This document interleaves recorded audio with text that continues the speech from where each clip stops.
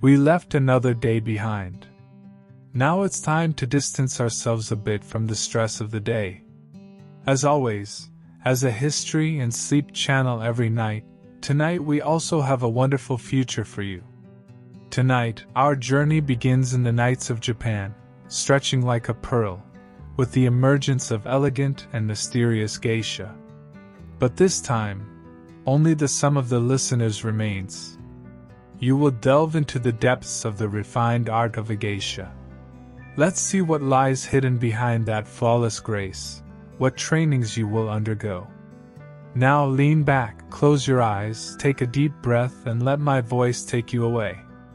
From the tea houses of ancient Japan to the unique places where artistic performances are staged, those explosions of flowers and willows. Before embarking on this journey through time, I'm curious. Where are you right now? What are you? Don't forget to share with me in the comments. Also, are there any historical topics for future episodes? I eagerly await your suggestions. Warm greetings to all my friends who don't leave me alone, who get lost in the depths of history here every night. Let's think. Imagine a day that has developed an art form bound by rigid rules unchanged for centuries. This art form is not just aesthetic, but also kneaded with discipline, knowledge, and grace. Well, the geisha is a living example of this definition. When we delve into the origin of the word, we see it's formed from the combination of the Japanese words gei meaning art, and sha meaning person. So, it means artistic person. Oh, careful, don't misunderstand. The artist we see here is not just someone who picks up a brush to paint or goes on stage to just sing. Geisha have mastered many areas of traditional Japanese arts. They are unique figures who reveal their intelligence through conversation, their grace through dance, and their soul through music. They have managed to survive even in Japan's turbulent history, preserving their original identity against the tides of time, as if they were living works of art. A geisha's eye contact, smile, choice of a single word is an art in itself. They stand out not only with their beauty, but also with their knowledge, wit, and refined taste. They perform many duties, entertaining guests, providing them with a pleasant atmosphere, arranging tea ceremonies, reciting poetry, making music and dancing. In short, a geisha is like a living encyclopedia of traditional Japan. So why are they so important? Because geisha are like one of the rarest flowers of Japanese culture. Even while the winds of modernization and westernization blow, they serve as a bridge, passing on Japan's traditional arts, rituals, and aesthetic understanding from generation to generation. A geisha you might see gliding through the narrow streets of Kyoto in silk kimonos is actually a living witness to 1,000 years of history, refined training, and unique grace. These are not just figures offering entertainment, they are also cultural ambassadors reflecting Japan's profound soul, resilience, and aesthetic understanding. Yes, dear friends, in the introduction we talked about how refined and artistic figures geisha are. Now let's set our time machine and take a look at the era when they first emerged. You know, we might all have the image of an elegant woman in a silk kimono in our minds. Well, right at this point, I'm going to confront you with a surprising truth. Geisha were not women at first. Shocking, isn't it? No? I can almost hear you saying, a male geisha? No way? But wait, don't rush.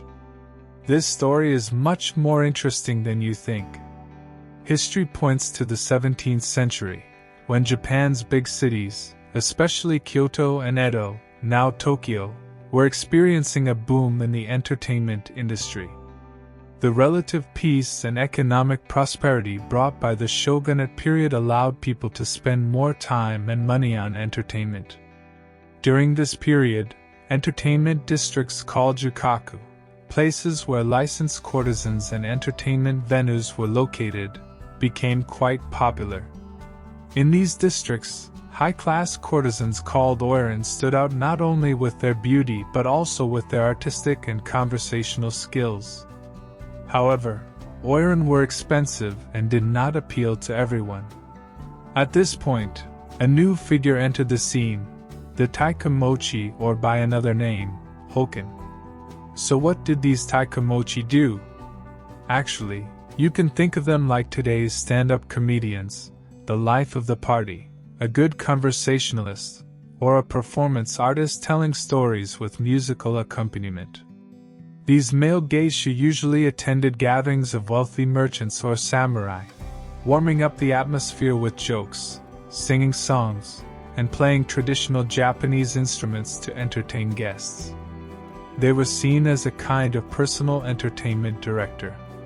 Their basic purpose was to ensure the protection of the core, turn boring moments into enjoyable ones, and create a pleasant atmosphere. In other words, they were people who practiced art, fitting the definition of gay, art, and sha, person, perfectly. During this period, female entertainers in the Yukaka districts, that is, Oiran and lower-class prostitutes, sang and danced the most. However, taikamochi stood out more with their conversation and humor skills.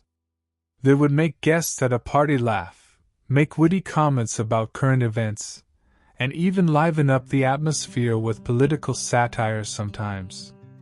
Imagine, it was something like the social media influencers of that era.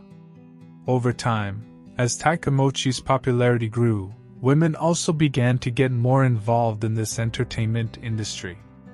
They were referred to by names like traditional odoriko, dancing girls, or shamisen hikata, shamisen playing girls. They stood out with their music and dance skills, just like their male colleagues.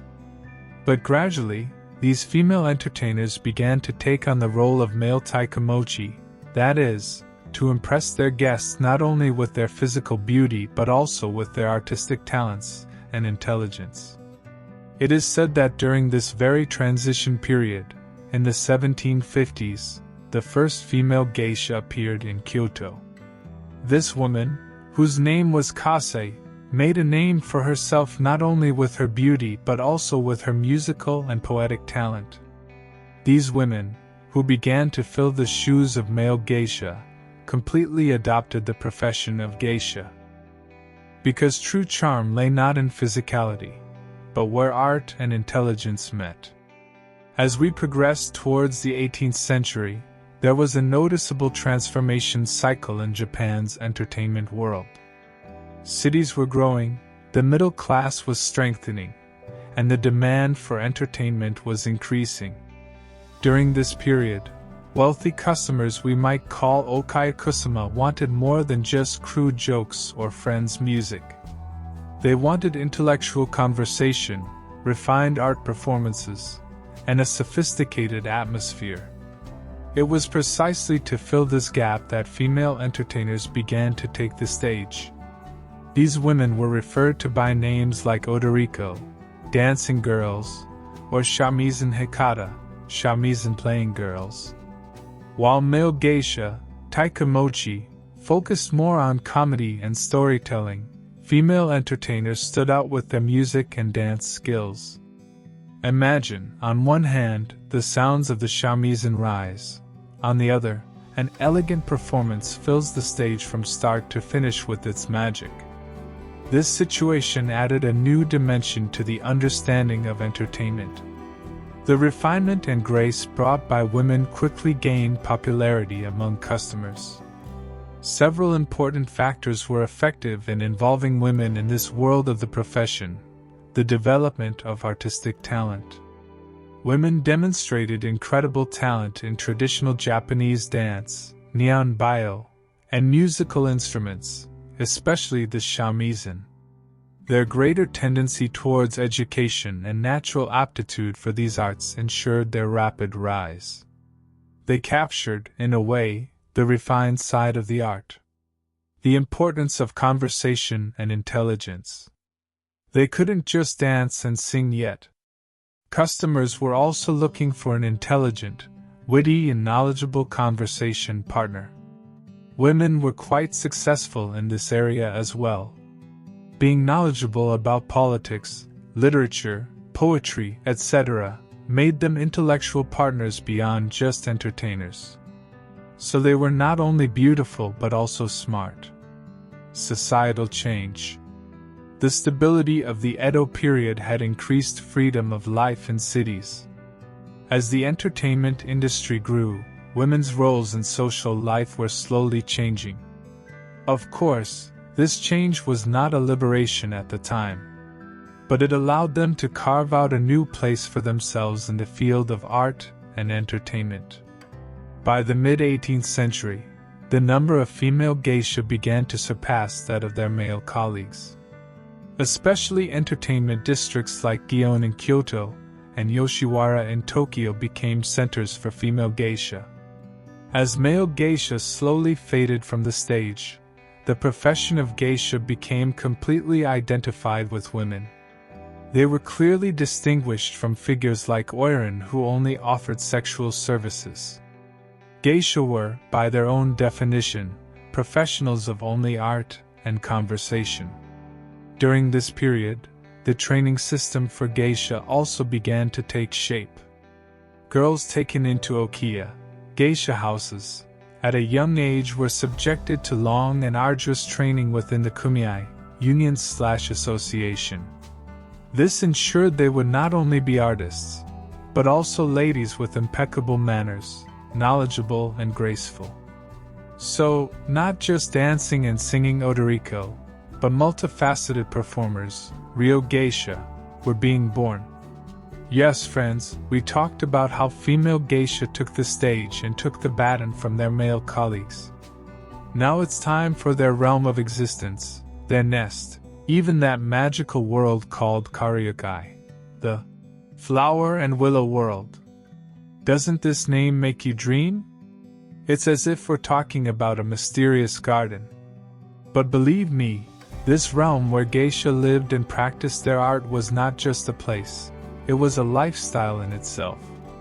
They were identified with the elegance and fragility of a flower in hand and the resilience of a willow that can bend in the wind but still stand.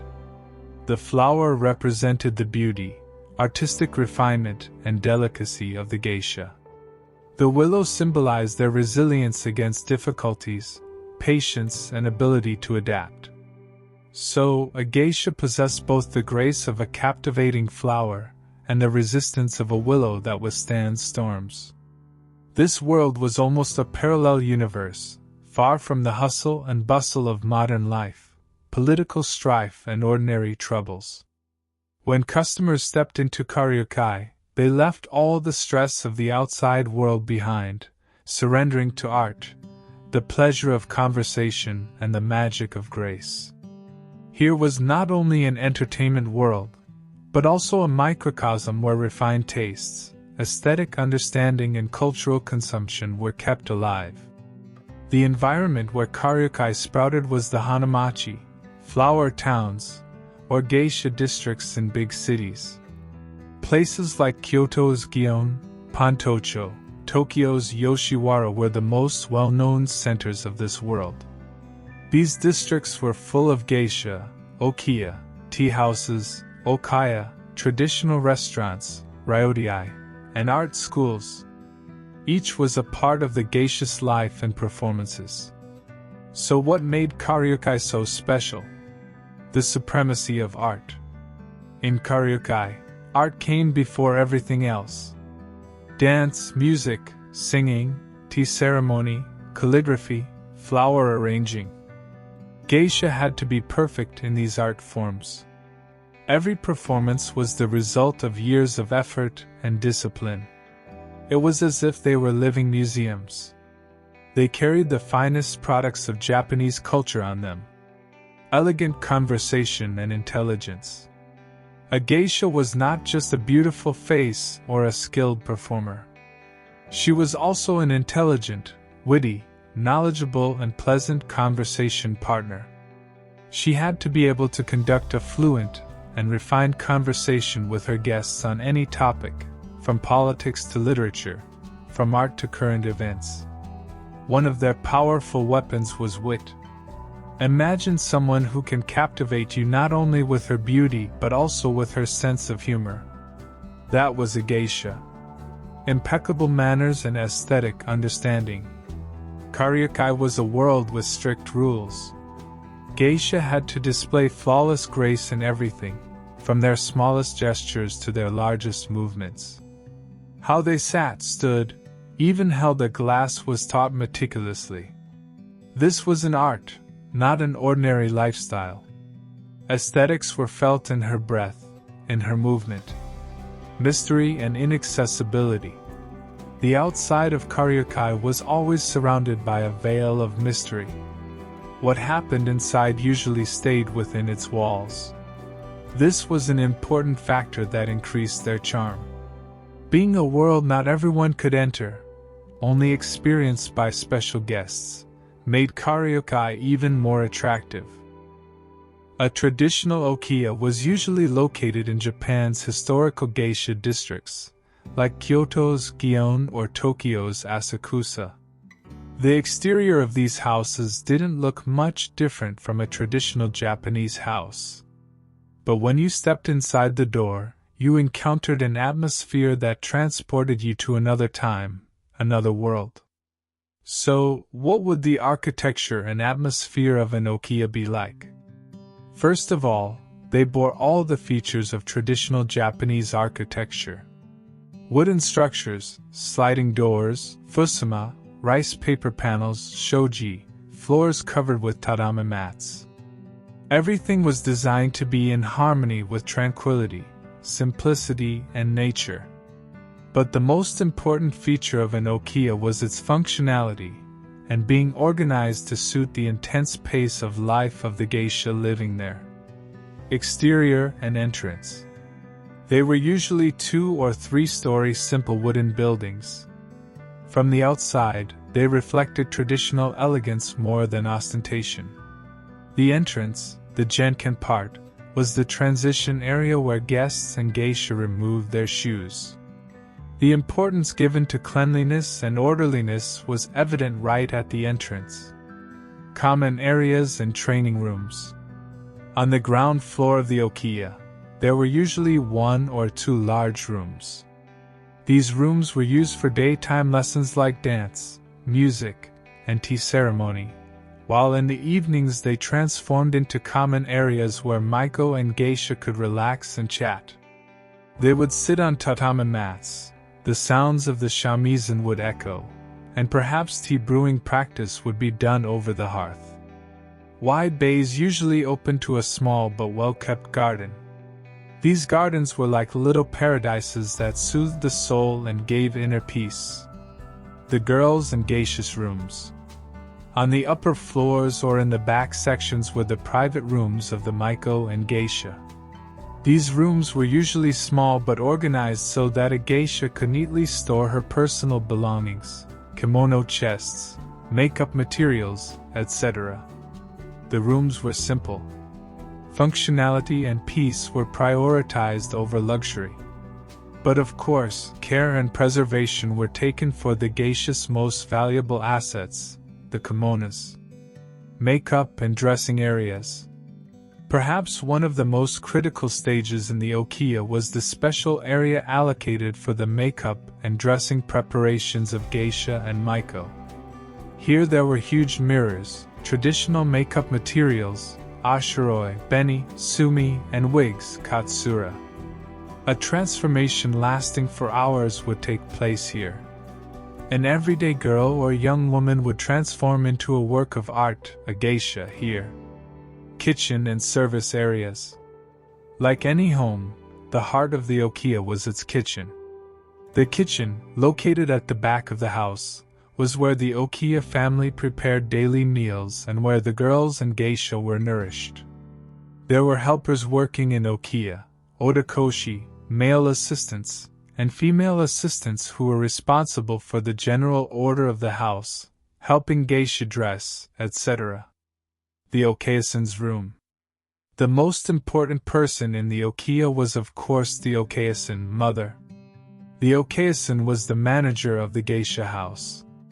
She ran financial affairs, trained young Maiko and protected them like a mother. In her room, there was usually a floor plan of the house, allowing her to oversee the entire okiya.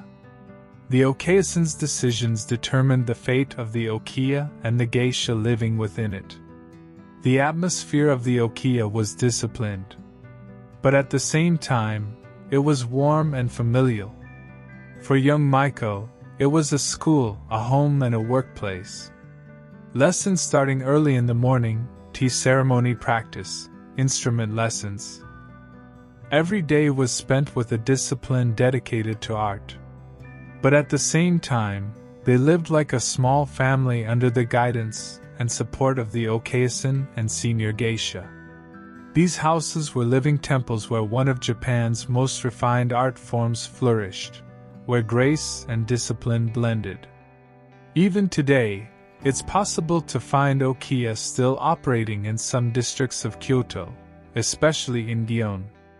Even if it's not easy to go inside, you can sense that mystical atmosphere from the outside. These houses are not just wooden structures. They are also the living witnesses of a 100-year-old tradition, an unending love of art, and a unique discipline. So how was the geisha, with that elegant kimono and white makeup, actually raised? We mentioned earlier how disciplined, yet also like a home, life in okiya was.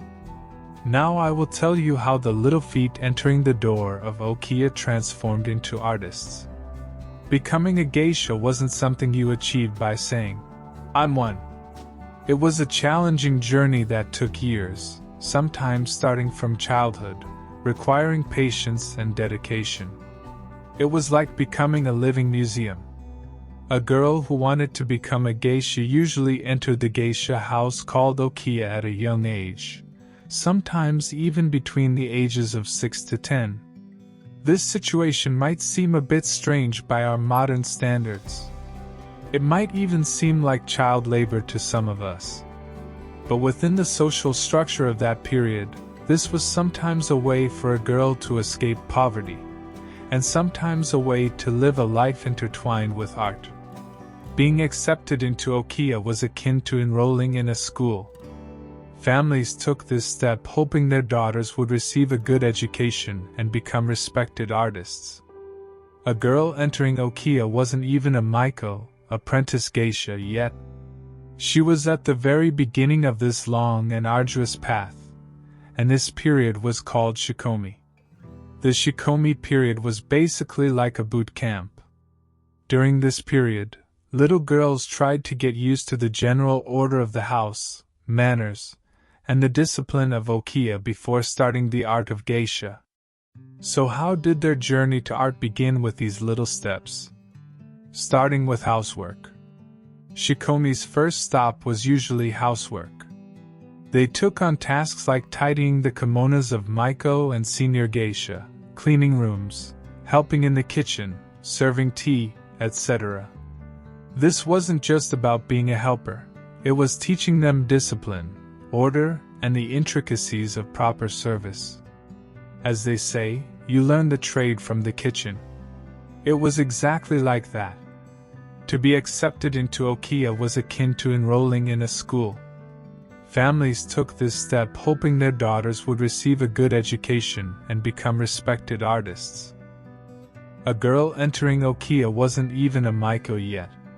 She was at the very beginning of this long and arduous path, and this period was called shikomi. The shikomi period was basically like a boot camp. During this period, little girls tried to get used to the general order of the house, manners, and the discipline of okiya before starting the art of geisha. So how did their journey to art begin? With these little steps? Starting with housework. Shikomi's first stop was usually housework. They took on tasks like tidying the kimonos of Maiko and senior geisha, cleaning rooms, helping in the kitchen, serving tea, etc. This wasn't just about being a helper, It was teaching them discipline, order, and the intricacies of proper service. As they say, you learn the trade from the kitchen. It was exactly like that. To be accepted into Okiya was akin to enrolling in a school. Families took this step hoping their daughters would receive a good education and become respected artists. A girl entering Okiya wasn't even a Maiko, apprentice geisha, yet. She was at the very beginning of this long and arduous path, and this period was called Shikomi. The Shikomi period was basically like a boot camp. During this period, little girls tried to get used to the general order of the house, manners, and the discipline of Okiya before starting the art of geisha. So how did their journey to art begin? With these little steps? Starting with housework. Shikomi's first stop was usually housework. They took on tasks like tidying the kimonos of Maiko and senior geisha, cleaning rooms, helping in the kitchen, serving tea, etc. This wasn't just about being a helper, it was teaching them discipline, order, and the intricacies of proper service. As they say, you learn the trade from the kitchen. It was exactly like that. First of all, they had to adapt to the strict yet functional order of the geisha house, the Okiya. Shikomi lived like servants in this house they came to become future geisha. This might not sound pleasant, but the main purpose of this period was to instill in them not only how to be an artist, but also discipline, a sense of responsibility, and the subtleties of traditional Japanese etiquette. So what did this tough discipline and basic training include? Mastering housework. One of the first and most important duties of Shikomi was to help with the daily maintenance of the Okiya. They would wake up early in the morning, clean the Okiya, help prepare the kimonos of senior Maiko and geisha, heat bath water, support the kitchen team in breakfast and dinner preparations. But it wasn't just a task, it was also a learning process. They learned to do every job flawlessly. Because being a geisha required grace even in the finest details. From the way a kimono was folded to the way a room was swept, everything was a sequence of disciplined movement, observation, and silence. One of the biggest lessons for Shikomi was to observe. They carefully watched every move of senior geisha and Maiko. How they walked, how they sat, how they talked, how tea service was performed. Everything was like a lesson. It was a kind of living textbook. They learned by imitating, which holds an important place in Japanese tradition. Etiquette and respect, that is, reiji. Reiji was of vital importance in traditional Japanese society, and in Karyokai this was even more pronounced. Shikomi learned the subtleties of all social interactions, from how to greet incoming guests, how to enter a room, to how to show respect to elders. These nuances formed the basis of their grace and perfect posture. Discipline and resilience. The Shikomi period was a process that was not physically and mentally easy. Long working hours, strict rules, and being under constant observation were not easy. This period also taught the little girls patience and perseverance. It was a prerequisite for someone who wanted to become a geisha to endure these difficulties and continue without giving up. But it didn't just make them different. It also made them strong-charactered individuals. Artistic contacts. In addition to housework, Shikomi gradually began music and dance lessons. This usually included learning to hold an instrument correctly, learning basic rhythms, or imitating simple dance figures. The aim was to plant the seeds of their artistic souls and prepare them for more advanced training. They weren't ready to perform on stage yet, but the artistic flow within them was slowly beginning to ignite. The Shikomi period was a foundational stage in a geisha's life. The discipline, etiquette, and basic knowledge gained during this period would be an indispensable guide in their later journeys to become Maiko and eventually geisha. That's why behind that elegant kimono and flawless makeup lay the experience of a rigorous training, the learned details, and the will and effort of a little shikomi. Maiko in Japanese means dancing child, and refers to the apprenticeship period before becoming a geisha. When a shikomi demonstrated sufficient progress to the okeisen and senior geisha in the okiya, she was considered ready to become a maiko. This transition was both a great honor and meant carrying more responsibility for young girls. They were no longer just a helper doing housework. Now they were art candidates who had truly begun to learn the intricacies of the geisha arts, and would start appearing in public. So what were the distinctive features of a maiko, and how was this walking beauty known? Eye-catching kimonos and dressing style. One of the most obvious differences from geisha was that maiko wore much more flamboyant and colorful kimonos. These long-sleeved, furisode kimonos with vibrant colors reflected their youth and energy. Additionally, they wore a massive sash called a darari obi, about 6 to 7 meters long, hanging down their backs almost to the ground. This obi was famous not only for its weight but also for the difficulty of tying it. It was almost impossible for a maiko to tie this obi alone. Therefore, it was expected that an otokoshi, a person who dresses geisha, would help them. These showy clothes reinforced the youthful and fresh image of the maiko. Unique hairstyle and hair ornaments, kanzashi. Unlike geisha, maiko did not wear wigs. They had their own hair done in complicated topknots called nihongumi. This hairstyle was quite laborious and was renewed only once or twice a week. Therefore, maiko slept on small wooden pillows called takumakura to protect their hairstyles. The kanzashi, hair ornaments they wore in their hair were works of art in themselves. Changing with the seasons, these decorations consisted of figures from nature like flowers, butterflies, birds, and even showed which month the maiko was in. These kanzashi reflected the lively and youthful energy of the maiko. Unique makeup. Maiko's makeup also differed from geisha's. While they painted their faces white like geisha, maiko's makeup was thicker and they usually painted only a part of their lips. Young maiko initially painted only their lower lip, and as they became more experienced, they would also paint a part of their upper lip, showcasing their mastery. This emphasized their youth and their state as a not yet fully bloomed bud. Intensive formal training. After becoming a maiko, artistic training became much more intense and serious.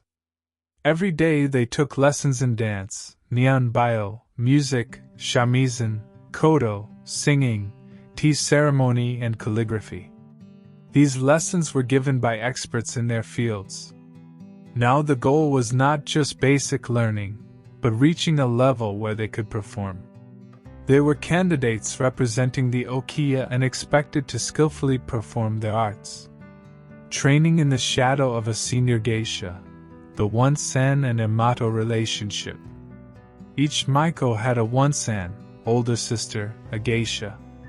This senior geisha would guide the maiko, take her to various gatherings, teach her manners and help increase her personal network.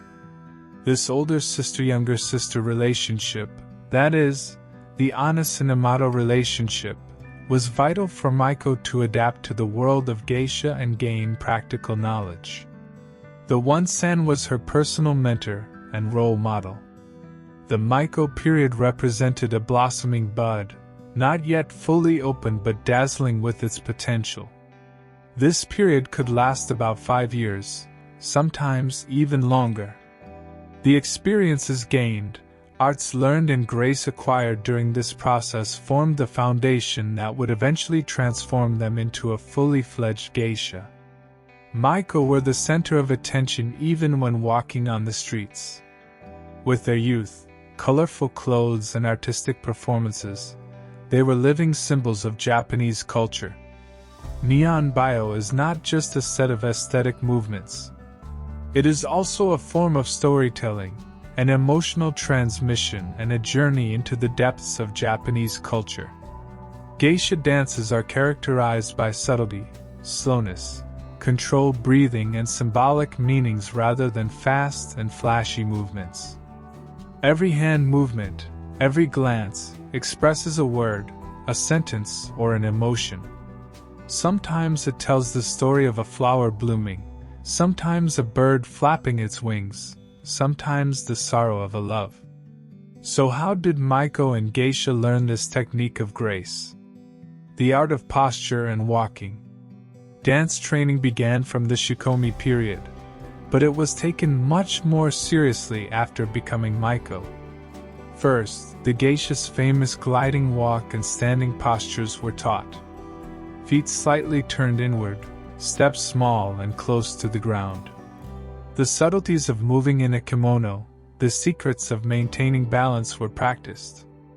Imagine, walking as if gliding in that long and narrow kimono truly requires mastery. Body language and expression. Neon Bio focuses on the expression of the hands, fingers, wrists, and eyes rather than large muscle groups. A single hand movement could symbolize an object, an emotion, or a situation. For example, a hand held gracefully could represent holding a flower, while the light touch of the other's fingertips could represent holding a bird. The eyes were the most important element, reflecting the brilliance of the dance. A single gaze could tell a whole story. Fan usage. In Japanese dance, the fan, sensu, is one of the most important accessories. A fan can symbolize different objects, sometimes a sword, sometimes a flower, sometimes a cup, sometimes a butterfly. Maiko and Geisha spent time mastering the art of using the fan. Even the sound of opening and closing the fan had a rhythm and meaning. Storytelling. Neon Bio is often inspired by traditional Japanese stories, legends, or theater plays. A dance performance tells a story from beginning to end, drawing the audience into that story. Geisha not only memorized the figures but also internalized the meaning and details of the story being told and reflected it in their dance. This was not just a technical show, but also a deep emotional transmission. Master-apprentice relationship. Dance training was mostly received from masters in traditional schools called imoto. Maiko and Geisha secretly watched their masters' every move, imitated them, and practiced meticulously. This was an endless process of great patience, humility, and devotion. Although geisha dances may seem simple from the outside, they were actually a combination of years of disciplined training, mental concentration, and aesthetic understanding. They used their bodies almost like a brush, reflecting Japan's soul onto the canvas. Watching a geisha's dance was not just watching a performance. It was also witnessing a heritage passed down for centuries. Geisha training is inseparable from music. They usually made their own music while performing their arts. This stemmed from the most important features showing their versatility and profound depth.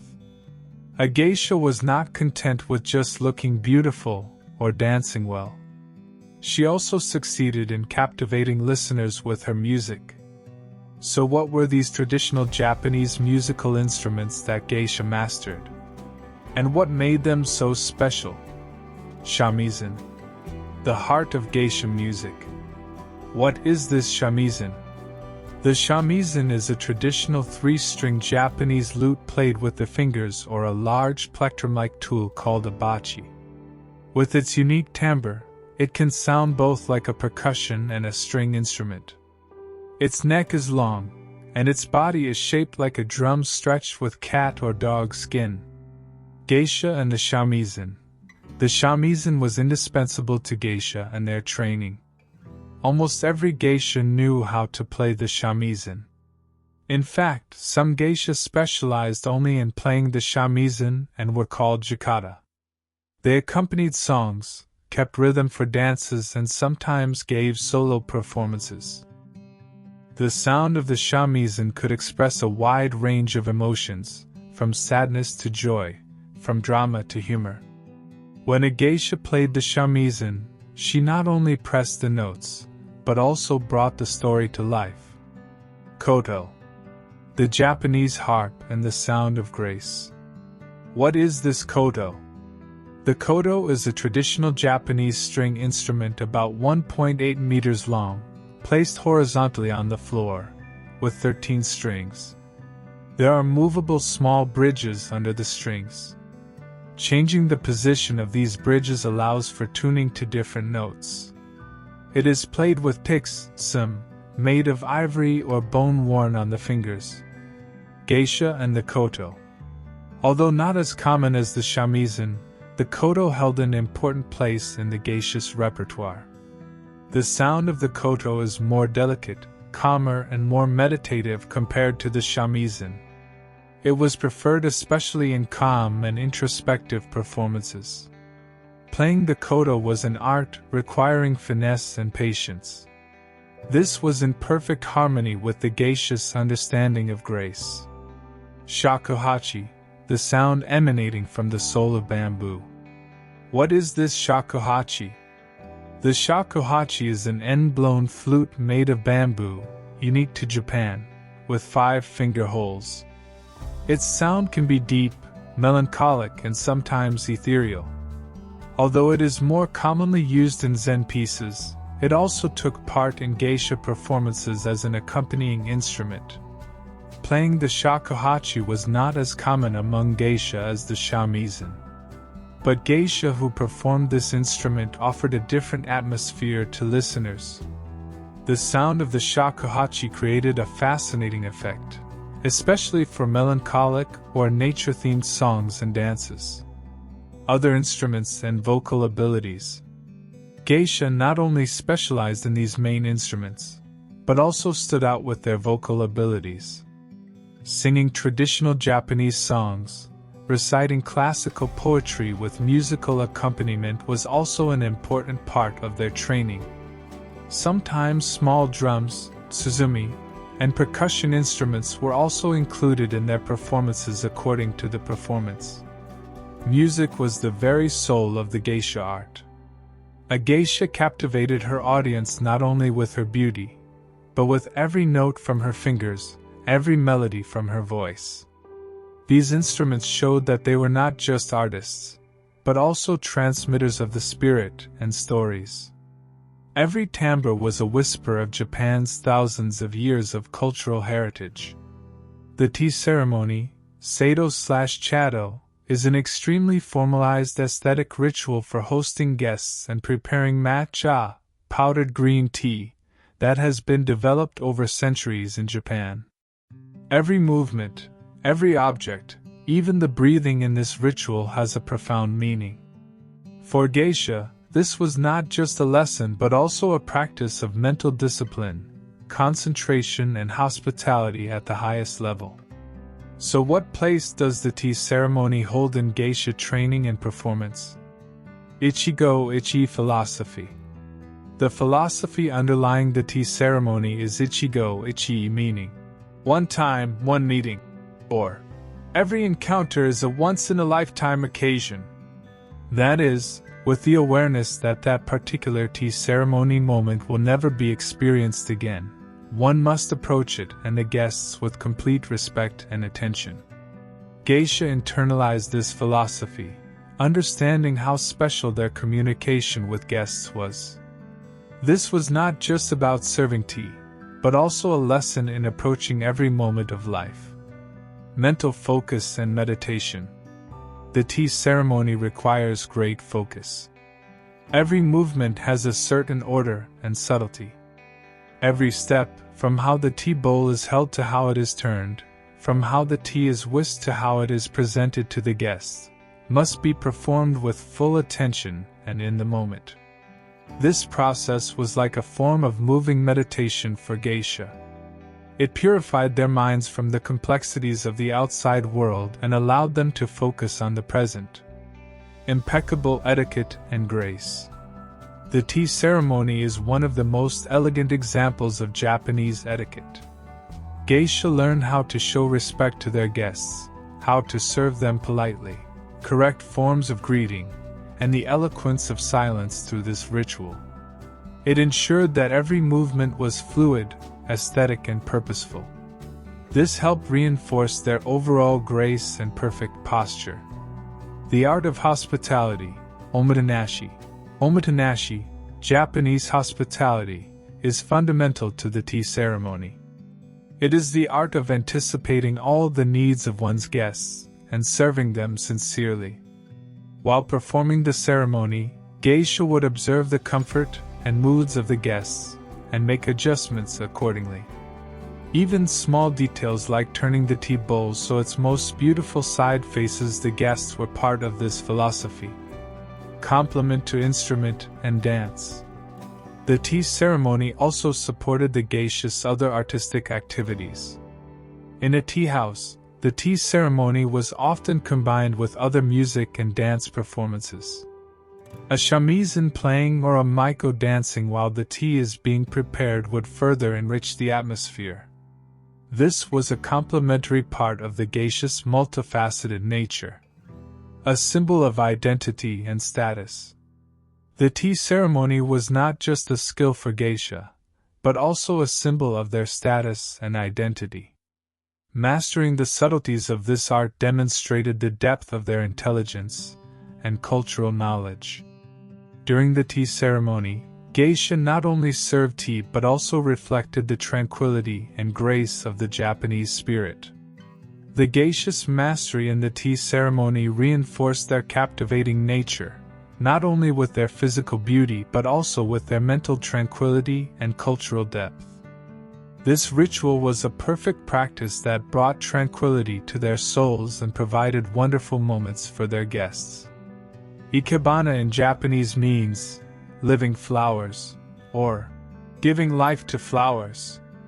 This art is not just about putting beautiful flowers together. It also aims to create balance and harmony using line, form, color, and space. Flower arranging, ikebana, and cultural refinement. For geisha, ikebana was not just a skill, it was also a way to express their respect for nature, their aesthetic sense, and to capture fleeting beauty. So, what was the importance of ikebana in a geisha's repertoire, and how was this art learned? The system of space, heaven, and earth, ikebana arrangements are typically composed of three main lines: heaven, ten, human, jin, and earth, chi. The harmony of these three elements was essential for an arrangement to be considered successful. In ikebana training, geisha learned not only about flowers but also about negative space, asymmetry, and balance. This developed their overall aesthetic perception and reinforced the idea of beautifying a space and creating a serene atmosphere within it. Connection to nature and seasonality. Nature has always played a central role in Japan. Ikebana was a continuation of this. Geisha learned to select flowers and branches according to the season, reflecting the beauty of nature in their arrangements. Cherry blossoms signified spring, chrysanthemums autumn, and pine branches winter. This allowed them to form a deeper connection with the natural world and increase their awareness of its cycles. Capturing fleeting beauty, wabi-sabi, ikebana also embodies the important Japanese concept of wabi-sabi. Wabi-sabi is the appreciation of the beauty found in imperfection, transience, and incompleteness. A wilting flower petal or the curve of a branch was not meaningless in an arrangement. Through this philosophy, geisha learned about the transience of life and its unique beauty. An expression of hospitality. When guests stepped into an okiya or tea house, they were first greeted by the eye-catching ikebana arrangements. These were not just decorations, they were also a silent expression of the host's respect for the guests and desire to welcome them. Geisha would create the most suitable arrangement by considering the guest's mood and the purpose of the event. mental focus and patience. Flower arranging requires immense patience and mental focus. Finding the right angle for each branch and flower and placing them in the optimal spot could take hours. During these practices, geisha would clear their minds, calm themselves, and find inner balance. Like the tea ceremony, ikebana served as a form of meditation, a path to personal expression. Although there are strict rules, ikebana was also a way for geisha to reveal their own artistic spirit and personal tastes. Different schools, like Ikenabo, Sojetsu, Ohara, had their own styles, but a geisha could bring her own understanding and development into her arrangements. The geisha's mastery in ikebana showed that they were not just performers but also guardians of Japan's most refined aesthetic traditions. It was about learning more than just putting a flower in a vase. It was learning about life, a story, and a philosophy. This was also an important part of their unique grace that touched the souls of their guests. Calligraphy, literature, and the art of conversation. In Japan, literacy and respect for literature have always been highly valued. Geisha were an important part of this tradition. In their conversations with guests, they didn't just talk about current events. They were also knowledgeable enough to quote from classical Japanese poetry, waka or haiku, or even from Chinese classics. This made them not only entertaining but also intellectual and inspiring conversation partners. So how did calligraphy and literature shape the intellectual grace of a geisha? Calligraphy, shodo, the dance of the brush, expression of the soul. Calligraphy in Japan is not just the art of beautiful writing, it is also a form of life and spiritual discipline. Each brushstroke reflects the mind, heart, and character of the artist. Geisha and Maiko took calligraphy lessons from a young age.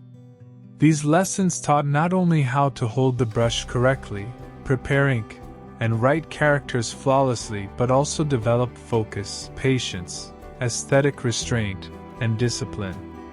A poem or letter written by a geisha revealed not only her literacy but also the depth of her soul and artistic understanding. The beauty of her writing was an indicator of her grace, just like her dances. Knowledge of literature and poetry. The richness of conversation. Geisha had to be well versed in Japan's rich literary tradition. They enriched their conversations by quoting from classical Japanese poetry, especially the waka and haiku forms, and from popular stories. This allowed them to converse on an equal level with educated guests and establish high-level communication. Imagine, instead of a boring business dinner, you're conversing with an artist who addresses you with words that touch your soul, like a classical Japanese poet. That was precisely the specialty. Humor and witty intelligence. Literary knowledge also allowed geisha to engage in humorous and witty conversations. Wordplay, clever allusions, and subtle wit were important traits that increased their charm. Because a geisha was not someone who just spoke beautiful words but also someone who could make her listeners laugh and think. Development of conversation skills. Aiki, perhaps one of the most important abilities of a geisha, was the conversation skill called aiki. This was not just about talking but also about listening, asking the right questions, gauging the guest's mood, and creating an appropriate conversational atmosphere. Geisha learned to be informed about their guests' professions, interests, or moods that day. This way, they could offer a personalized conversational experience. In other words, a geisha was not just an entertainment tool but could also be an excellent listener and problem solver. Grace and subtlety. Conversational ability required geisha to always be graceful and subtle. Their tone of voice, word choices, and body language were always controlled and pleasant. They learned to guide conversations and use language skillfully rather than entering into arguments. Current knowledge and cultural acumen. a geisha did not only possess knowledge of the past. She also had to keep up with current events, politics, social trends, and changes in society. This allowed her to converse with guests on any topic and always establish a relevant and interesting dialogue. They were almost like period columnists, but much more elegant and entertaining. Calligraphy and literature made a geisha unique not only with her external beauty but also with her intellectual depth and cultural breadth. With the letters flowing from the tip of her brush and the magical world of words, they touched the minds and souls of their guests. This was one of the most important features that distinguished them from mere entertainers and elevated them to the status of cultural authorities. The language of the kimono. Kimono, in Japanese, literally means thing to wear. However, it is used to refer to traditional Japanese clothing. The kimonos worn by geisha not only provided a visual feast but also reflected the deep aesthetic understanding and symbolism of Japanese culture. So, what was the language of geisha kimonos, and what was the secret art in these garments? The dance of the seasons, the language of patterns. The pattern of a geisha's kimono usually reflected the current season. Motifs such as cherry blossoms in spring, maple leaves in autumn, bamboo or morning glories in summer, and pine trees or snowflakes in winter were used. This was a way for the geisha to tell her guests that she was in harmony with nature and displaying a grace appropriate to the season. In other words, a geisha essentially wore a painting that said, "Today is spring," or "Today is autumn." The placement of patterns was important. Maiko kimonos typically had denser and larger patterns, while older geisha's kimonos were more subdued, less patterned, and more refined. This reflected their maturity and experience. Symphony of colors, age and status. The colors of the kimono were also laden with meaning. Young Maiko usually preferred brighter, more vibrant colored kimonos, while as they got older or gained seniority, they moved towards more pastel, darker, and simpler colors. Vibrant colors like red and pink could represent youth and innocence, while colors like navy blue, gray, and purple could represent maturity and wisdom. The quality of the silk used and its sheen also indicated the economic situation of the geisha and her presentation skills. The obi, the heart of the kimono and body language. The wide sash worn over the kimono, the obi, was a work of art in itself. The dawari obi worn by Maiko was about 6 to 7 meters long and hung down their backs almost to the ground. This shoei obi was a sign of their youth, and that they were not yet fully fledged geisha.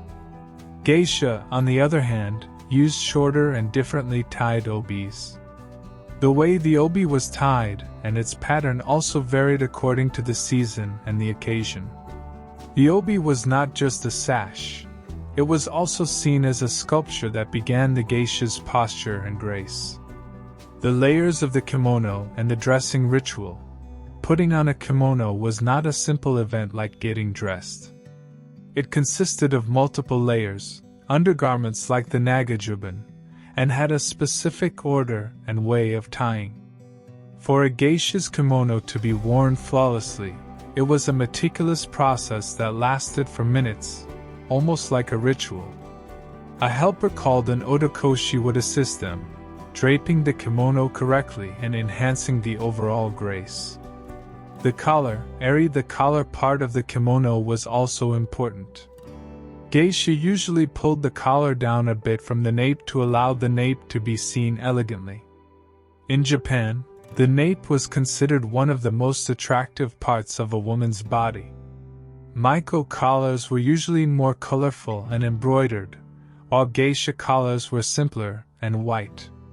Mystery and allure. The kimono completely hid the geisha's body lines. This created a veil of mystery. Instead of body lines, the fabric, pattern, and drape of the kimono were brought to the fore. This suited the presentation of the geisha's allure on an artistic and intellectual level rather than a directly physical one. Her kimono had a story, a meaning. Perhaps it reflected a love, a friendship, or simply the mood of that moment. The kimonos of geisha were not just garments. They were also living expressions of Japan's millennia-old aesthetic understanding, its deep connection with nature, and its subtle symbolism. Every fold, every pattern, every color held a story, a philosophy. In a geisha's kimono, one could almost see a glimpse of Japan's soul. The mask of white, the art and meaning of makeup. Geisha makeup is perhaps the most recognizable element of their iconic image. This makeup aimed not to conceal natural beauty but to transform it and turn the geisha into a living work of art. So, what were the layers of this makeup and the secrets behind it? White base, ashuro, the mask of purity and emotionlessness. The first and fundamental layer of the makeup is the stark white foundation that covers the entire face, neck, and even the nape near the shoulders. Before applying this white base, a rich water-based oil or wax was applied. Then, a powder made from white lead, historically, or modern rice powder was mixed with water to form a creamy paste and applied with a special brush, smoothed without leaving any residue. A small area at the hairline near the ears and the back of the neck, called the sanbonashi, three-legged, or three lines, was left in the natural skin tone. This was a subtle but important detail that reminded that the makeup was a mask and the geisha was a real person. Meaning, the color white in traditional Japan represented purity, beauty, and spirituality. In the dimly lit tea houses, this whiteness made the geisha's face more visible, distinguished her from ordinary people, and made her appear as if she had stepped out of a painting. It also softened individual facial expressions, turning the geisha more into a symbol of ideal beauty. Lip makeup, beni, the red of the pomegranate flower and symbolism. For lip makeup, a bright red dye called beni, obtained from safflower, was used. Maiko and geisha did not paint their entire lips.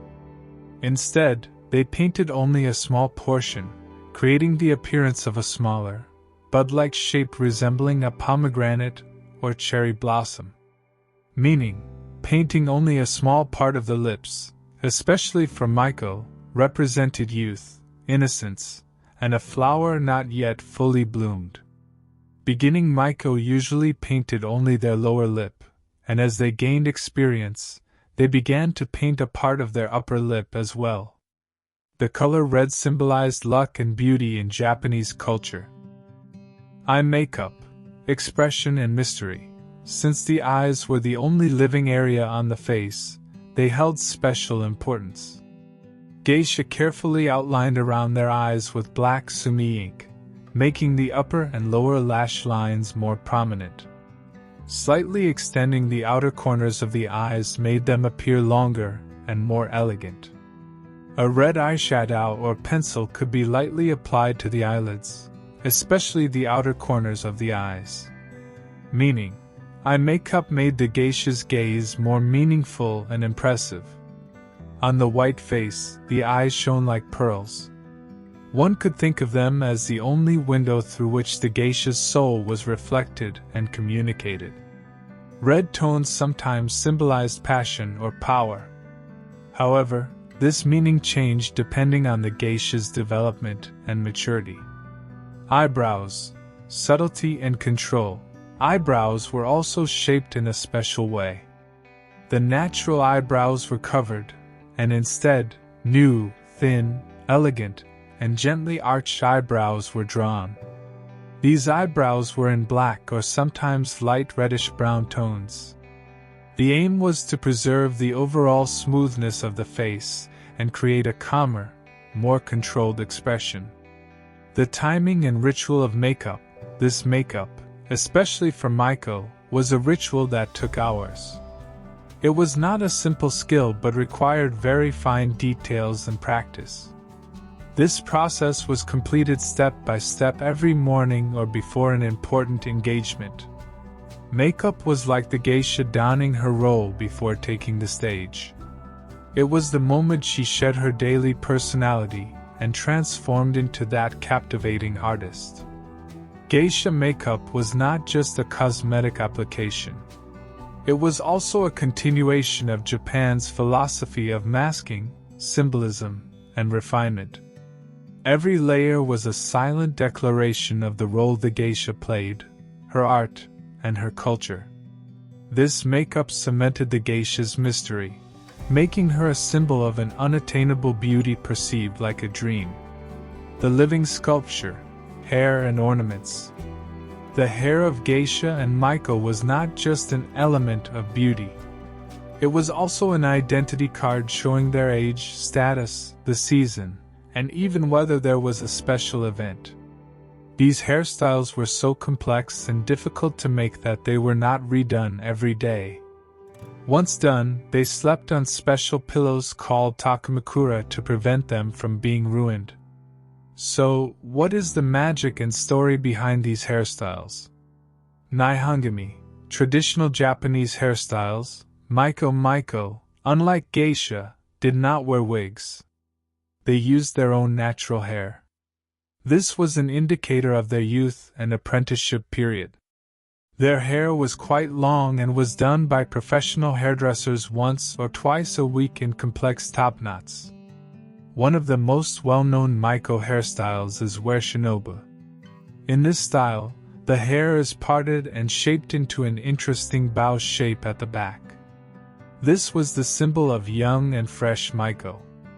More experienced Maiko transitioned to more mature styles like Ofuku or Yakoshimata.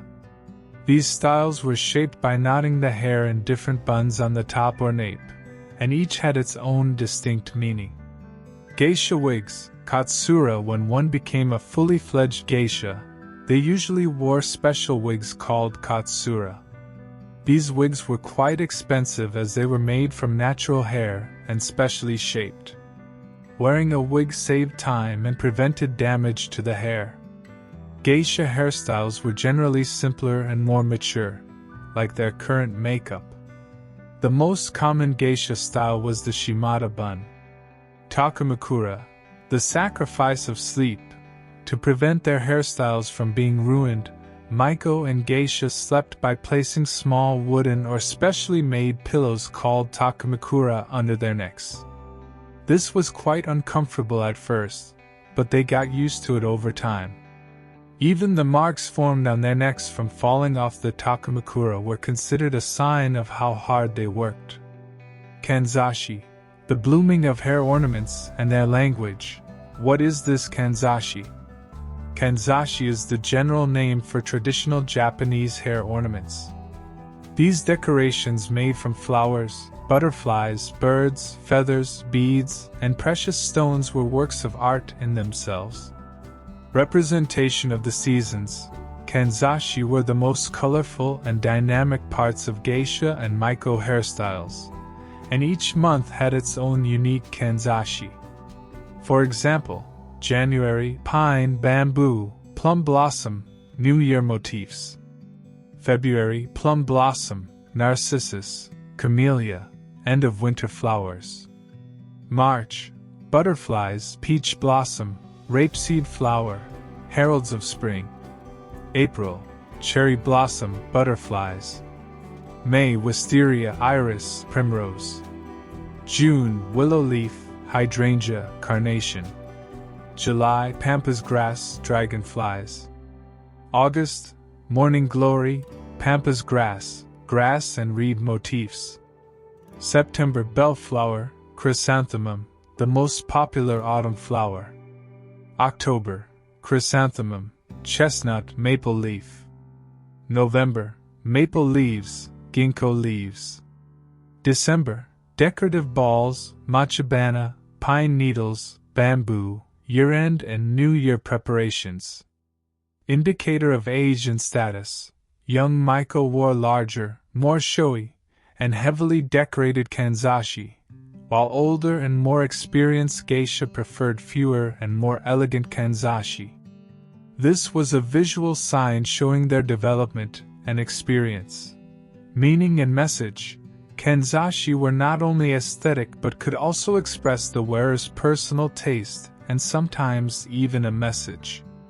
A flower or motif in a geisha's hair whispered her personal story and the season she was in. A geisha's hairstyle and kanzashi were artistic expressions thought out down to the finest detail, like living paintings reflecting not only her external performance but also the season she was in, social practices, and Japan's cultural richness. Mizuage, a misunderstood transition rite. First, let's correct this misconception. Mizuage was not a ritual where a maiko sold her virginity. This is, unfortunately, a completely false perception that has taken root in the West, particularly due to Arthur Golden's novel Memoirs of a Geisha and the film adaptation. Geisha were not sex workers, and their profession never involved offering sexual services. The source of this great myth stemmed from geisha working in the same districts as prostitutes, oirin, yujo, and the complexity of Japan's old licensed quarter system. However, the geisha culture belonged to a completely separate and different professional class. So, what is the true meaning of mizuage? Mizuage literally means raising the water, or hair raising. This term refers to a transition ritual in which a young maiko changed her hairstyle, and accordingly, her status, a step in the development process from the maiko period towards becoming a geisha. This tradition, practiced from around the 18th century to the mid-20th century, symbolized that the maiko was now leaving childhood behind, reaching young womanhood, and taking an important step on the path to becoming a geisha. The most visible aspect, the change in hairstyle. The most basic and visible manifestation of mizuage was the change in the maiko's hairstyle. Maiko wore complex and showy hairstyles like warishinobu, which symbolized their youth and apprenticeship. After mizuage, it was changed to a more mature and simpler bun style like ofuku or yakoshimata. This change was an external sign that the maiko was now known as a young woman, no longer a child. Changing her hair meant she was adopting a more mature and historical appearance. Transition to adulthood and maturation. This ritual symbolized that the maiko had reached puberty in her late teens and achieved a certain maturity in her artistic training. It was an indication that she could now take on more roles in the geisha world, having moved away from childishness. Sponsorship and financial support. Historically, during the mizuage ritual, a maiko was usually matched with a wealthy patron or sponsor called a dana. This dana provided financial support for the maiko's training expenses, kimonos, and general livelihood. This support was financially vital for the maiko to continue her education uninterrupted and advance in her career. This relationship was definitely not a sexual one. It was more of an artist-patron relationship, a protector-protege relationship. The dana was a patron making a personal investment. Honor and status. Mizuage was a great honor for a maiko. It was a celebration of the progress she had made in her long and arduous training. The ritual was usually celebrated with a small ceremony at the okiya. The maiko's new status was announced, and she was gifted a special kimono. This was a title the young maiko carried with pride and was an important step on the path to becoming a geisha. One of the last stops on the path to geisha. Mizuage did not mean the maiko directly became a geisha. This ritual took place a few years before becoming a geisha, towards the end of her maiko career. It was an artistic and cultural way of saying, "I am no longer a child. I am slowly preparing to become a full-fledged geisha." Current situation. Today, the mizuage ritual is no longer practiced in its traditional form. Due to anti-prostitution laws in the 1950s and changes in the geisha world, this practice was abandoned. Modern maiko may still symbolize their transitions by changing their hair or specific clothing changes. However, this no longer carries the complex connotations of the historical mizuage. Mizuage was an important but misunderstood part of the geisha world. It was a major personal and professional step for a maiko. It was an elegant and ritualistic expression of progression from youth to maturity, from apprenticeship to mastery. The dana, patron and protector. A dana, in the traditional geisha world of Japan, was a wealthy man who financially supported a geisha, covering her training, clothing, living, and career expenses. This role has been a part of geishas' professional lives for centuries. It should not be forgotten that geisha led a luxurious life, and their silk kimonos, private lessons, and hair care were quite costly. The dana covered these costs, allowing the geisha to focus on her art and establish herself as a popular performer. So, how should this dana relationship be understood, and how did it work? Financial security and support. Having a dana was one of the greatest fortunes for a geisha. The dana could pay off the geisha's debts to the okiya. Think of it as the initial investment made by the okiya. Finance her kimono and accessory expenses, fees for private lessons, and even her dreams of opening her own okiya in the future. This allowed the geisha to concentrate on her art without financial worries and perfect her performances. This was an invaluable blessing for an artist. The dana's support allowed the geisha to sustain her career as an independent artist.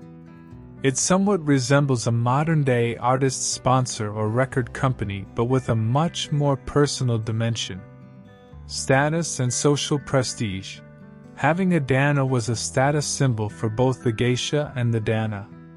For a wealthy and reputable man to become a geisha's dana showed how much he valued her art and aesthetics, while also displaying his financial power.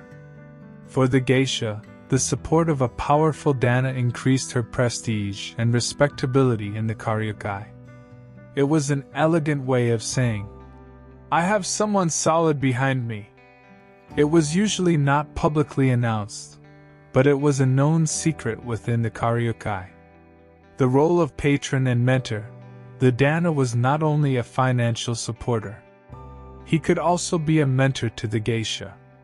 He could advise her on romantic relationships, provide opportunities to meet important people in social circles, and help her advance in her career.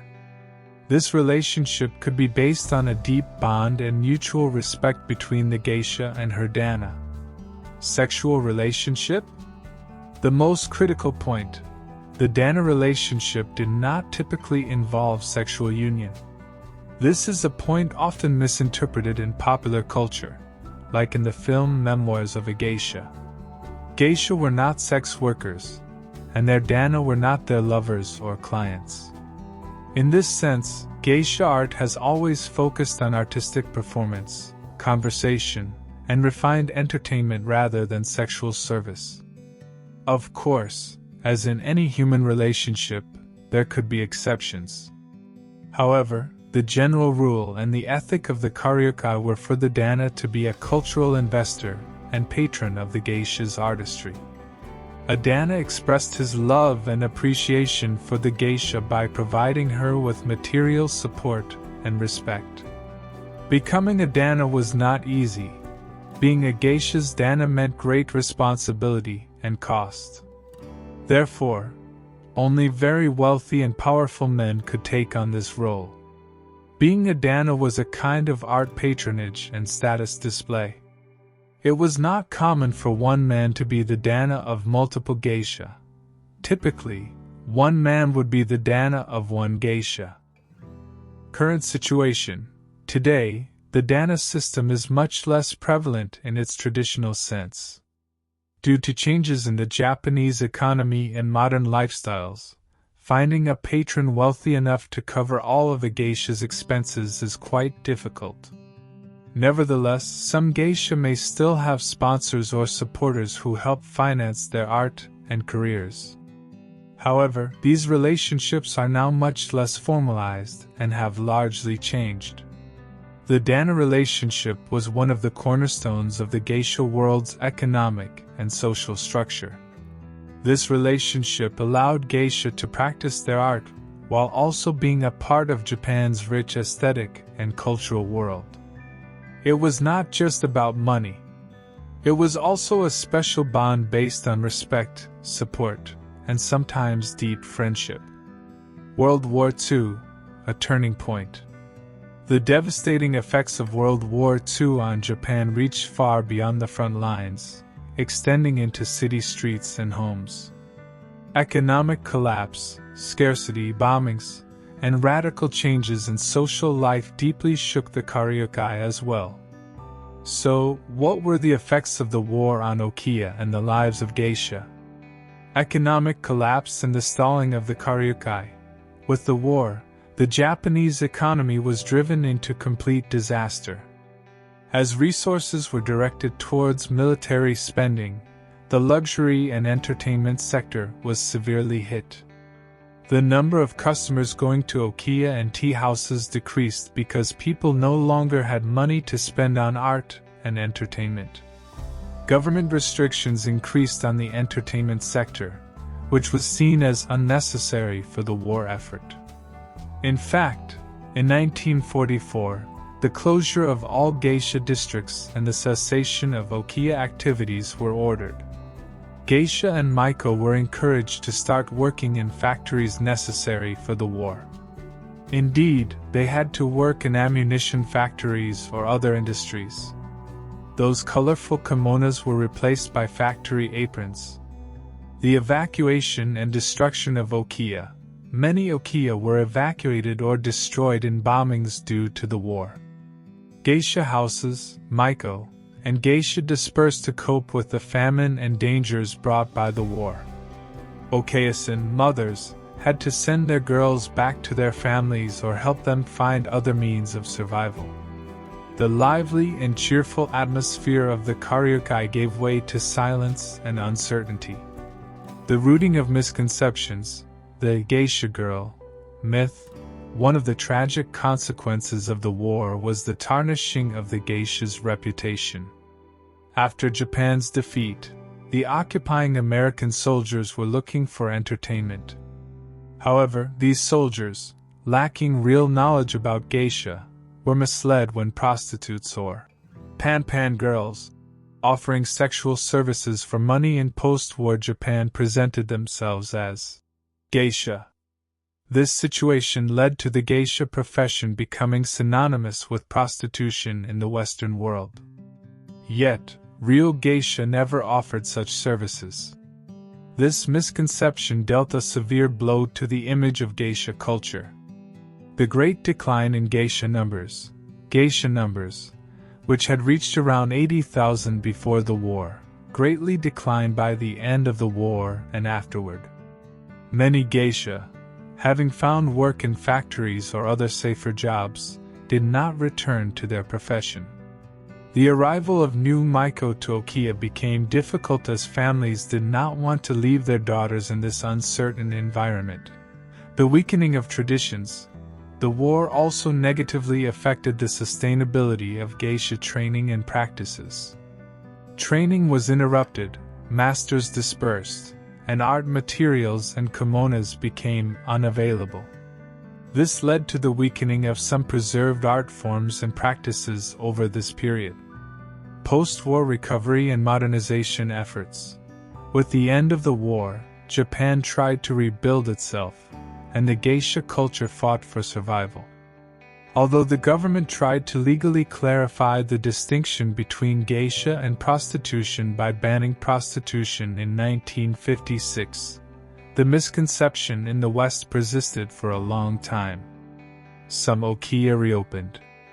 Former geisha returned to their profession, and efforts were made to train a new generation of Maiko. However, the geisha world never regained its former glory. World War II was a turning point for geisha culture. It was a disaster that deeply wounded this elegant art form, tarnished its image, and greatly reduced its numbers. Yet, geisha still managed to survive, demonstrating the resilience and adaptability of Japanese culture. Today, although much fewer, they continue to be a living part of Japan's cultural identity. The American occupation, GHQ, and the geisha girl, misconception. The American occupation of Japan, lasting from 1945 to 1952, led to radical changes in all areas of Japanese society.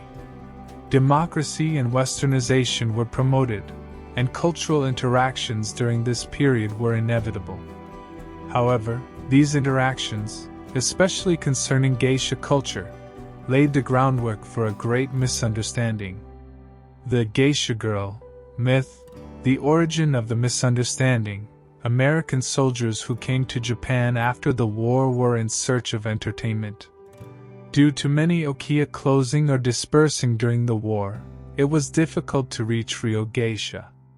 However, this gap was filled by many women who, out of economic hardship, offered sexual services for money.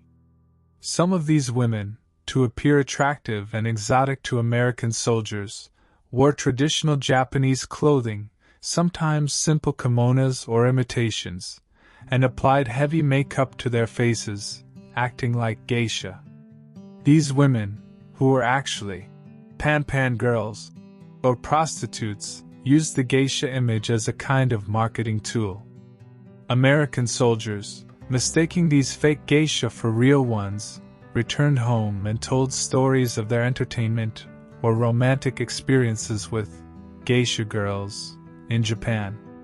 This situation caused geisha to become synonymous with prostitution in the Western world. Yet, real geisha never offered such services. This misconception dealt a severe blow to the image of geisha culture. Cultural ignorance, and the reinforcement of stereotypes. Under the occupation, most American soldiers were far from understanding the subtleties of Japanese culture and the depth of geisha art. For them, the white-faced, kimono-clad woman became an exotic and accessible sexual fantasy. This cultural ignorance led to the rooting of baseless prejudices and wrong stereotypes. Hollywood films and popular novels, especially Arthur Golden's Memoirs of a Geisha, further reinforced this misconception, completely misrepresenting the geisha's image. Westernization and pressure on traditional arts. The GHQ period was marked by policies of westernization and modernization of Japan. During this process, some elements of traditional Japanese culture were seen as backward or as elements that caused the war and were suppressed. Geisha culture was also affected by these pressures. Interest in traditional arts declined because Western lifestyles and forms of entertainment became more popular. Demand for geisha schools and okiya fell because young girls began to prefer more modern careers over this arduous and time-consuming training. Legal regulations and the search for identity. The Japanese government made efforts to prevent this misconception and protect the honor of geisha culture. In 1956, a law banning prostitution, the Anti-Prostitution Law, was enacted. This law aimed to clarify the legal distinction between geisha and prostitutes. However, the geisha girl myth persisted in the public mind and Western perception for a long time. In the post-war period, geisha struggled to redefine their identity and reputation and to establish themselves as respectable artists. Legacy and current situation. Although the GHQ period left a permanent stain on the image of geisha culture, this elegant art form did not completely disappear. In Hanamachi, geisha districts, like Kyoto's Gion, a handful of dedicated gaiko, Kyoto term for geisha, and Maiko continue to work with great effort to sustain this art passed down from their ancestors. Today, although geisha culture is far from its former glory, it continues to be a living part of Japan's cultural identity and struggles against misconceptions. The GHQ period and the geisha girl misconception were among the greatest injustices faced by geisha culture. This period led to the misunderstanding, even defamation, of the geisha's true identity and artistic value. However, today, efforts to understand the geisha's true identity and art are increasing, and important steps are being taken to give this ancient culture the respect it deserves. Media and misconceptions. Geisha have always been mysterious, exotic, and attractive figures shrouded in a veil of mystery for the Western world. Unfortunately, this mystery has often led to misunderstandings and stereotypes. Media has played a key role in spreading and rooting these misconceptions. Memoirs of a Geisha, the greatest disseminator of the myth. Impact of the work. Arthur Golden's 1997 novel and the 2005 film adaptation brought geisha culture to worldwide popularity. Millions of people were introduced to geisha through this work. However, unfortunately, this work also reinforced some of the biggest and most damaging misconceptions about geisha, especially regarding the mizuge ritual. The misconception, the prostitution theme. One of the main controversies of the novel and film was the depiction of the main character Sayuri selling her virginity during the mizuge ritual, the transition from Maiko to geisha. As we discussed in the previous section, mizuge was not a sexual transaction. It was a symbolic step taken towards adulthood and geishahood by changing the Maiko's hairstyle. This scene in the film strengthened the false belief that geisha were sex workers and drew great reaction from the geisha community. Reality check and fictional arrangement. Golden's novel was based on the memoirs of a real geisha from Kyoto, Minako Iwasaki. However, after reading the novel, Iwasaki sued Golden, claiming that her life story had been presented in a false and distorted manner. Iwasaki stated that the artistic and cultural aspects of geisha life were hidden in the work, and sexual elements were exaggerated. This situation clearly showed that Memoirs of a Geisha was a fictional work and did not fully reflect the reality of geisha life. Western media stereotypes. Exotic and sexualized fantasy. Prior to Memoirs of a Geisha, in Western media, geisha were often portrayed as passive, exotic, and sexually available women. This perception was reinforced by the experiences of American soldiers after World War II. Newspaper articles, films, and even comics often presented geisha as figures with suppressed emotions, existing for men's entertainment, with the theme, "I smile, but my heart bleeds." This ignored the reality that geisha were professionals with their own strong wills, artistic talents, and intellectual depth. Reflections in Japanese media. The conflict between tradition and modernization. In Japanese media, geisha are often shown as the last bastions of traditional Japanese culture. However, the difficulties geisha culture faces in standing firm in the face of rapid change in modern Japan, the challenges they encounter, and the younger generation's disinterest in this profession are also frequently addressed.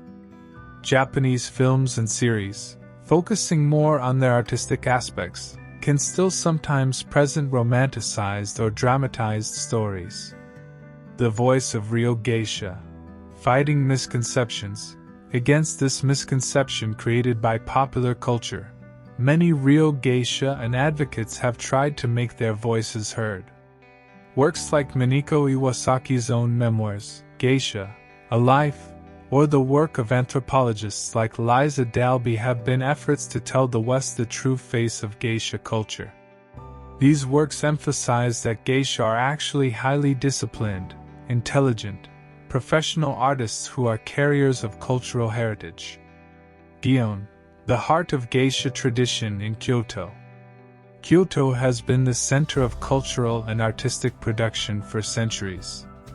One of the most elegant and mysterious parts of this heritage is undoubtedly geisha culture.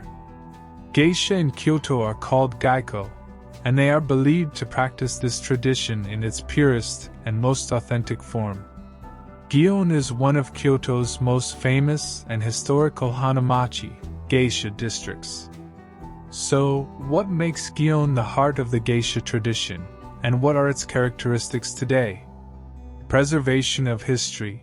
Gion, with its narrow, stone-paved streets, traditional wooden houses, machiya, and dimly lit tea houses, okaya, is as if frozen in the Edo period. Here, you feel as if an elegant gaiko or maiko might appear from around any corner. This historical texture helps preserve the authentic atmosphere of the geisha tradition. Many structures in the area have served as okiya, geisha houses, or okaya, tea houses, for centuries and are still used for this purpose. The spirit of the past lives in these buildings. The living space of gaiko and maiko, Gion still hosts a small number of active okiya. In these okiya, young maiko, apprentice geisha, live and receive training, while gaiko also reside or work here. Seeing a gaiko or maiko in their daily life in Gion, for example, while going to a tea house or returning from a lesson, is a magical experience in itself. However, it's important to remember that they are performance artists, and to observe their personal space with respect. Center of Art and Education. Gion is not only a living space but also an educational center where gaiko and maiko learn and practice traditional Japanese arts. Lessons in dance, nihonbayo, music, shamisen, koto, taiko drum, singing, tea ceremony, calligraphy, and the art of conversation are given here. In Gion, there are also some public performances and festivals. For example, the Miyako Odori, Cherry Blossom Dance, held in spring is one of the famous events where gaiko and maiko stage performances. These shows represent the pinnacle of their artistic progress. Okaya, tea houses, the heart of entertainment. The okaya in Gion are the private spaces where gaiko and maiko host their guests and offer entertainment. These tea houses are usually extremely exclusive and traditional places that can only be entered by invitation or referral. Here, guests converse with gaiko, eat, and drink accompanied by their artistic performances. The okaya offer the most authentic experience of the geisha tradition. However, these experiences are quite expensive and are usually preferred by high-level figures from the Japanese business world or special guests. Traditional artisans and shops. Around Gion, there are workshops and shops producing the traditional products needed by gaiko and maiko. Kimono fabric shops, kanzashi-shire, hair ornament makers, wig makers, and shops selling traditional makeup materials complete the cultural texture of this area. This shows that Gion is not just an entertainment district but also an art and craftsmanship center. Challenges today and the future. Although Gion is the heart of the geisha tradition, it struggles to sustain its existence in the modern world. The decline in geisha numbers, young people's disinterest in this arduous and disciplined profession, economic difficulties, and misconceptions pose threats to the continuation of this tradition. However, the gaiko and maiko of Kyoto work with great passion and dedication to preserve and pass on this valuable cultural heritage to future generations.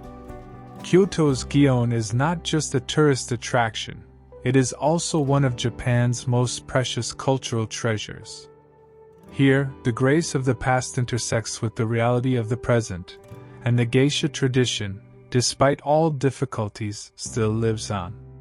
Visiting Gion is like taking a journey in a time tunnel and witnessing one of the most refined faces of Japanese culture. The current situation of geisha. Although geisha culture was dealt a great blow by World War II and subsequent misconceptions, it did not completely disappear. Today, in Japan, especially in Kyoto, where they are called Gaiko, Tokyo, and some other smaller cities, there is still a handful of Gaiko and Maiko trying to keep this ancient art alive. So, what is the current state of geisha, their lifestyles, and the challenges they face? Gradually decreasing numbers. In what is known as the Golden Age of Geisha, at the end of the Edo period and in the 1920s, it is estimated there were tens of thousands of geisha. However, with wars, economic changes, and social transformations, this number dropped dramatically. It is estimated that the number of geisha and maiko actively working worldwide is under 1,000, with some sources suggesting around 600 to 700. This shows how fragile this unique cultural formation is. Lifestyles, adherence to tradition, and some changes. Living in Okiya, modern maiko in Kyoto start around age 15. It used to be around 7. They still have to live in Okiya. Here, they undergo strict training under the guidance of the Okasan, mother. This is a vital step for practicing discipline, adaptation, and traditional etiquette. High costs. The training costs of a maiko can be quite high. According to some sources, they can reach up to $500,000. This increases their debt to the Okiya and makes the sustainability of this tradition difficult. Intensive artistic training. They still receive intense training in traditional dance, nihonbayo, music, shamisen, kodo, singing, tea ceremony, calligraphy, and the art of conversation. This training takes many years and requires great dedication. Clothing and makeup. The rituals of putting on kimono, applying makeup, and creating hairstyles are still practiced. Kanzashi and colorful kimonos that change with the seasons are an indispensable part of their traditional identity. The impact of the digital age. Today's geisha have had to adapt to the modern world in some ways. While rules like limited or no social media use still apply, they can be promoted through various websites or participate in cultural events. However, basic work relationships and protocols still proceed traditionally. Challenges they face. Declining interest in succession crisis. One of the biggest challenges is young girls' disinterest in this arduous and disciplined profession. The long and expensive training process, restrictive lifestyle, and the appeal of modern job opportunities deter the new generation from becoming geisha. Misconceptions and stereotypes. The geisha girl myth and the problem of being identified with prostitution are still among the biggest challenges geisha face. This misconception persists in society and media, making it difficult for the geisha's true artistic identity to be understood. High costs. The high costs of kimonos, instruments, and training expenses challenge the sustainability of Okiya. Finding financial supporters, dana, is not as easy as it used to be. Decreasing number of customers, due to changing entertainment tastes and their expensive nature, the number of customers requesting geisha services has also decreased. While local Japanese clientele is shrinking, foreigners seeking cultural experiences form an important market. Preserving privacy, mystery, and staying away from the outside world are fundamental to geisha culture.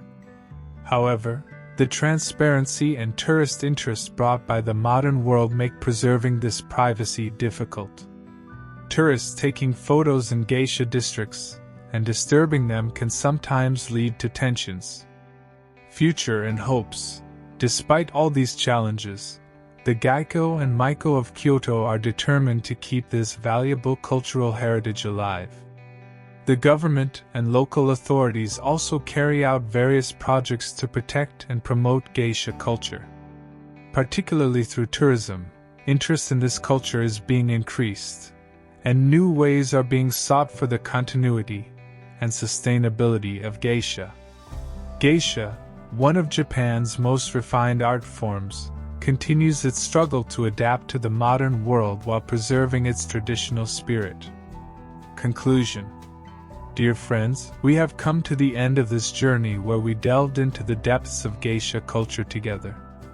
We visited many stops, from the mystical atmosphere of Okiya to the colorful kimonos of Maiko, from the magical tones of the shamisen to the tranquility of the tea ceremony. We also closely witnessed the wounds of war, the misconceptions created by the media, and the difficult yet honorable struggle of today's geisha. Geisha culture is a unique blend of history, art, discipline, and grace dating back thousands of years.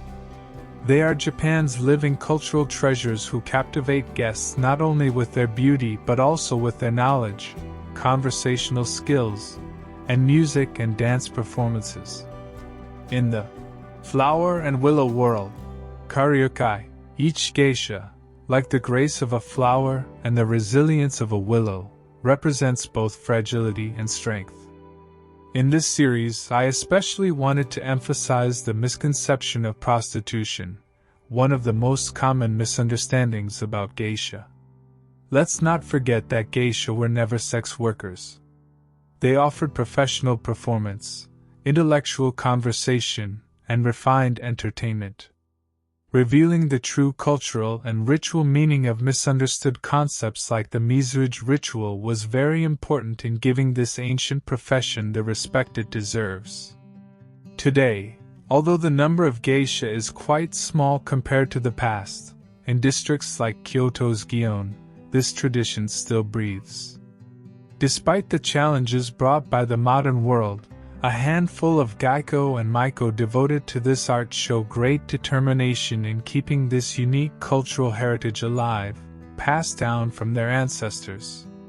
They are like living bridges illuminating the most refined aspects of the Japanese soul, carrying the past to the present. Geisha culture is a valuable heritage that needs to be preserved not only for Japan but for the entire world.